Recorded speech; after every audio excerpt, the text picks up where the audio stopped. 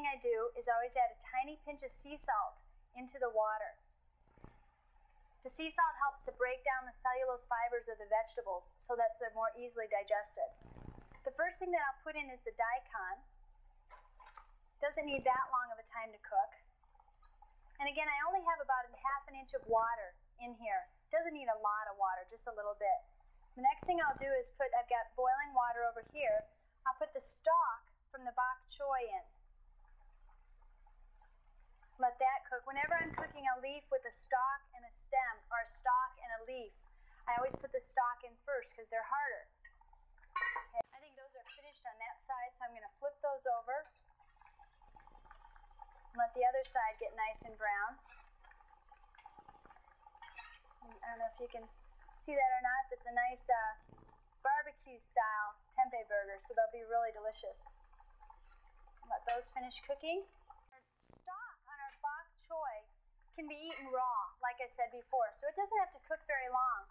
So I'm already going to put the leaves on top so that can finish cooking. I'm going to take the millet out of the pan and put it on the plate already.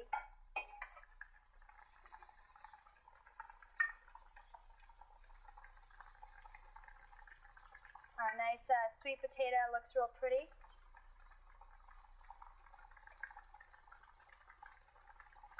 Okay, our tempeh burgers sound like they're finished back there. They've run out of water. It's only about a minute on each side. So I'll take those off. Let's take that one off there. Take that pan off a little bit. Let's take our daikon out.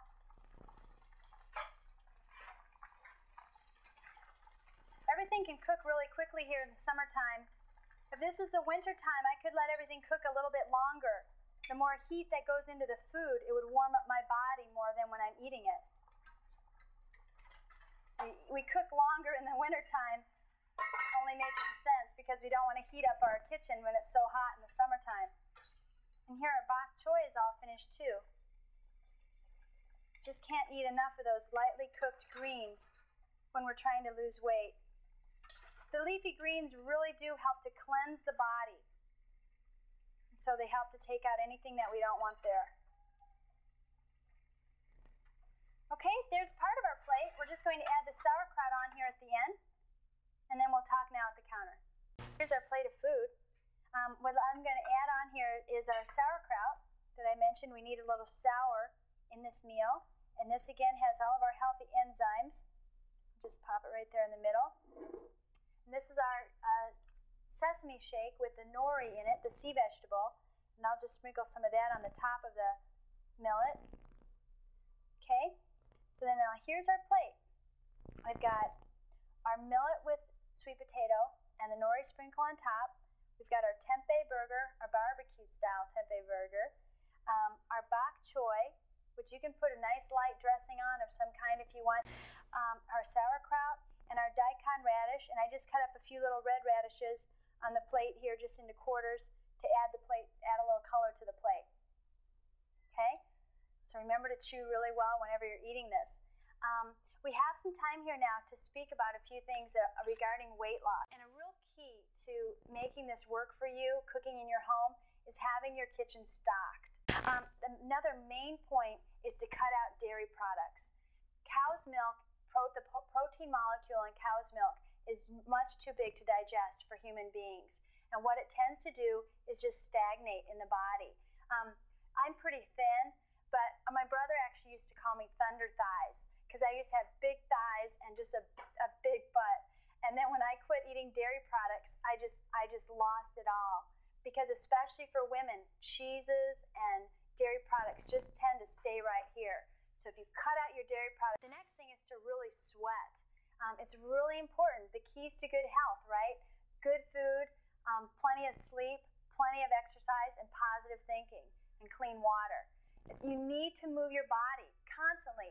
You know, our heart moves our blood, but the only way to move your lymph system to keep your body to keep clean is to bounce, to move up and down some way.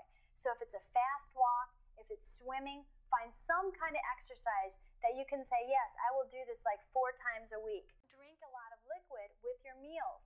Like I mentioned, the importance of the enzymes. The enzymes are there to help the food to digest and to break it down. But when you're drinking a lot of water at your meals or a lot of any kind of liquid, you're diluting your digestive enzymes. So if you can drink, try to drink, but not, at your meal. Regarding the point of carbohydrates, some people just do great on a high carbohydrate diet. Some people, they just do better on a high protein diet. So you need to kind of find out for yourself balance there. I suggest you go the middle of the road. Don't just go all high carbohydrates.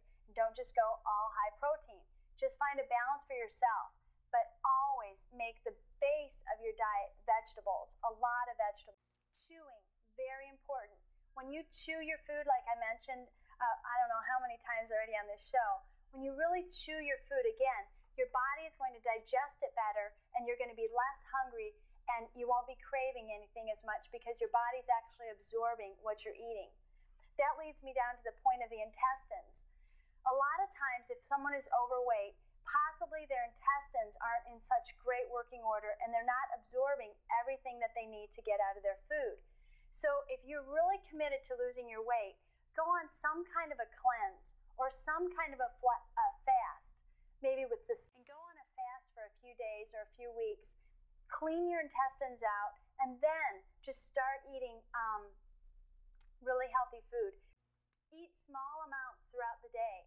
A lot of times if we sit down and we just let ourselves get really, really hungry, again, we don't chew well, we don't possibly say a quick prayer before we eat, and we just before we know it, it's all gone.